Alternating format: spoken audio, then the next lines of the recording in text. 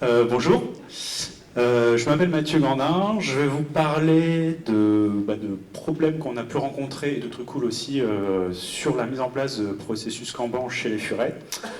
Alors les furets, moi je suis tech lead depuis 4 ans chez les furets, j'ai déjà travaillé sur 3 équipes différentes et donc j'ai pu voir 2-3 trucs que je souhaitais vous partager. Hop. On va zapper.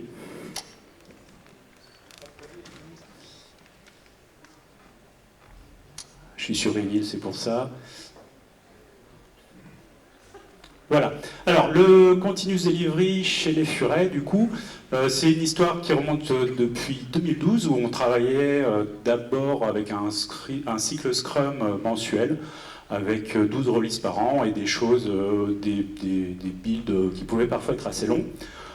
Qui ont été optimisés progressivement avec des livraisons à la semaine et des sprints aussi à la semaine, qui amélioraient beaucoup plus notre processus, qui méritait d'aller encore plus loin, jusqu'à arriver à un état, à partir de 2014 jusqu'à celui qu'on a actuellement encore en cours, qui est de délivrer, on livre du code quotidiennement en production, avec un flux Kanban tiré qui fonctionne plutôt bien sur toutes nos équipes de delivery.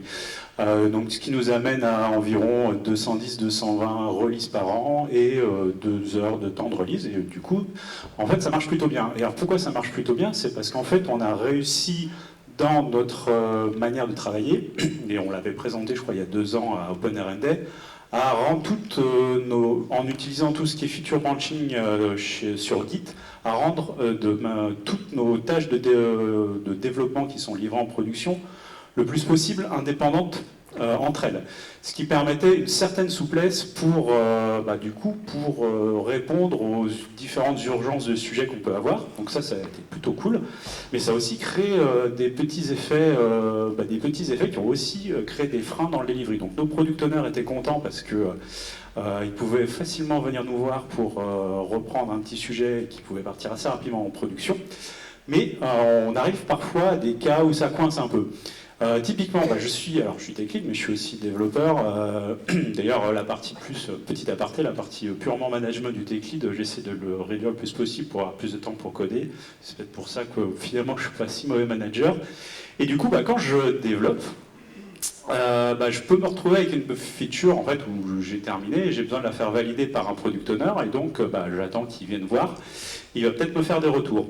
Mais le temps qu'il vienne me faire des retours, je vais reprendre un peu cette user story en plutôt back-end où je m'intègre avec un assureur, puisque lesfurets.com fait de la comparaison d'assurance, donc il faut que je m'intègre avec un assureur. Et puis, en plus, ce ticket-là, l'assureur a besoin de le valider. Donc il y a un environnement de recette qui est mise en place pour l'assureur, recette qui peut être parfois très longue.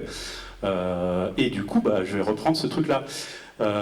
Et puis, en fait, après, mon UX ou mon PO va revenir me voir pendant que je suis en train de finaliser une recette avec l'assureur. Il va falloir que je re-switch de branche. Peut-être que cette branche, il faut qu'elle était rebase. Elle a besoin de faire un petit rebase pour être un peu plus à jour. Et puis une fois que j'ai fait ma modification, il faut que je la redéploie un peu sur un environnement de staging pour être reseté. Et c'est des déploiements longs. Et si je fais un peu tout ça en même temps, c'est compliqué.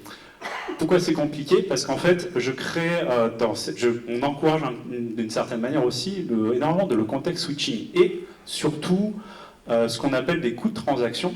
C'est qu'en fait, pour passer, alors ça vient de la théorie des files d'attente par exemple, il y a Don Reinstein qui a écrit un livre sur Flow qui en parle beaucoup plus longuement que moi. Et qu'en gros, le coût pour changer de tâche en cours de route coûte parfois plus cher qu'implémenter ou autant que faire la tâche en elle-même. Et donc du coup, ça génère des bottlenecks et on va avoir du mal à changer. Alors comment on a fait pour quelques solutions changer ça? Déjà, moi, à titre perso, j'ai cloné plusieurs fois les projets, donc j'ai un peu moins de coûts pour changer de branche. J'ai aussi changé de machine, je suis passé de Mac à Linux et si j'ai besoin de refaire une branche, ça va 2 fois plus vite.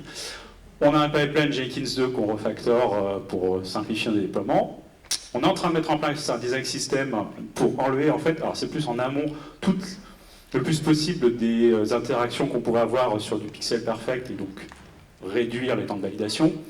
Et puis pour tout ce qui est travail avec nos assureurs, généralement en fait on y va, on va les voir, on fait des recettes avec eux et on leur partage via Extranet de plus en plus d'infos. Voilà. Alors ces slides étaient un teaser d'une presse que je souhaite faire plus longuement à Flowcon. Voilà. Merci.